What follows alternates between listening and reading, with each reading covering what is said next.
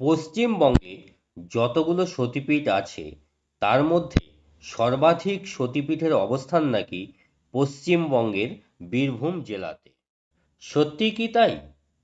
শাস্ত্রীয় প্রমাণ সহ আজ এই স্থানগুলো খুঁজে বের করব। নমস্কার বন্ধুরা, আপনাদের সকলকে অমৃত দিশারি ইউটিউব চ্যানেলে স্বাগত। বন্ধুরা, আজ আমরা পশ্চিমবঙ্গ রাজ্যের বীরভূম জেলার সতীপীঠগুলোর বিষয়ে জানব এই ভিডিওর মাধ্যমে। তাহলে শুরু করছি। আজ আমাদের জার্নি শুরু হবে বীরভূম জেলার বোলপুর থেকে।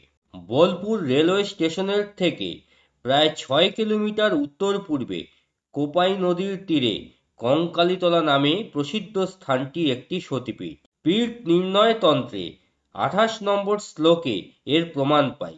যেমন, কাঞ্চি দেশে চ কঙ্কাল ভৈরব রুরু নামক দেবতা দেবগর্ভা, অর্থাৎ এখানে দেবীর কঙ্কাল পতিত হয়েছিল। এখানে দেবী পূজিতা হন দেবগর্ভা নামে, তৎসহ ভৈরব রুরু। এবার দ্বিতীয় সতীপীঠ। দ্বিতীয় সতীপীঠটি বোলপুর থেকে অর্থাৎ কঙ্কালীতলা থেকে 18 কিলোমিটার উত্তর পূর্বে লাভপুরে অট্টহাস সতীপীঠ। পীঠ নির্ণয় তন্ত্রে 48 নম্বর শ্লোকে এই স্থানটির উল্লেখ পাওয়া যায়। পীঠ নির্ণয় তন্ত্রে বলা হয়েছে, অট্টহাসে চষ্ঠপাত দেবী সাফল্যরা স্মৃতা বিশ্বেশ ভৈরবস্তত্র সর্বাভীষ্ট প্রদায়ক, অর্থাৎ এখানে দেবীর ওষ্ঠ পতিত হয়েছিল। দেবী এখানে পূজিতা হন ফুল্লরা নামে, তৎসহ ভৈরব বিশ্বেশ। বীরভূম জেলার দ্বিতীয় সতীপীঠটি আমাদের জানা হয়ে গেল। এবার আমরা যাব অট্টহাস থেকে সড়ক পথে 52 কিলোমিটার পশ্চিমে বক্রেশ্বরে। এই বক্রেশ্বরের বিষয়টি শাস্ত্র থেকে জেনে নিই। শাস্ত্রে অর্থাৎ পীঠ নির্ণয় তন্ত্রে 46 নম্বর শ্লোকে বলা হয়েছে, বক্রেশ্বরে মনোপাত বক্রনাথ তত্ত্ব ভৈরব নদী পাপহরা তত্ত্ব দেবী মহিষমর্দিনী, অর্থাৎ বক্রেশ্বরে পাপহরা নদীর তীরে এই সতীপীঠ। এই স্থানে পতিত হয়েছিল দেবীর মন। এখানে দেবী পূজিতা হন মহিষমর্দিনী রূপে, তৎসহ ভৈরব বক্রনাথ। একে একে আমাদের বীরভূমের 3টি সতীপীঠ সম্বন্ধে জানা হয়ে গেল।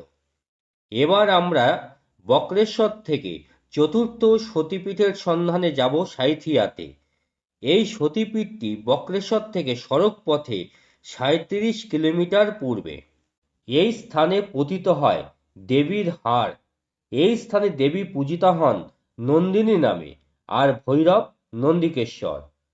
পীঠ নির্ণয় তন্ত্রের 49 নম্বর শ্লোকে বলা হয়েছে, হাড় পাত নন্দীপুরে ভৈরব নন্দিকেশ্বর নন্দিনী সা মহাদেবী তত্ত্ব সিদ্ধি ন সংশয়। চতুর্থ সতীপীঠের পর আমরা জানব পঞ্চম সতীপীঠ সম্বন্ধে। এর জন্য আমাদের সাঁইথিয়া থেকে যেতে হবে 44 কিলোমিটার উত্তরে নলহাটিতে। এই নলহাটি সতীপীঠটি নলহাটি রেলওয়ে স্টেশনের সন্নিকটে এক টিলার ওপরে। পীঠ নির্ণয় তন্ত্রে 44 নম্বর শ্লোকে বলা হয়েছে, নলহট্টাং নলাপাত যোগীশ ভৈরবস্তথা তত্রসা কালিকা দেবী সর্বসিদ্ধি প্রদায়িকা। এখানে পতিত হয়েছিল সতীর নলা। দেবী এখানে পূজিতা হন কালিকা রূপে, তৎসহ ভৈরব যোগীশ। পীঠ নির্ণয় তন্ত্র অনুসারে আমরা জানতে পারলাম পশ্চিমবঙ্গ রাজ্যের বীরভূম জেলাতে 5টি সতীপীঠ আছে।